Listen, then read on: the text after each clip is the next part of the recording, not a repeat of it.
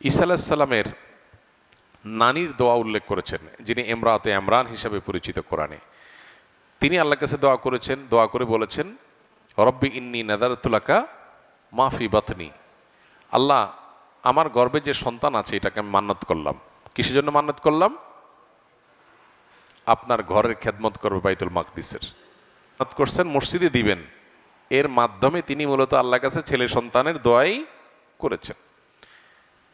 কিন্তু আল্লাহ তাআলা তার গর্ভে দিলেন মারিয়ামকে।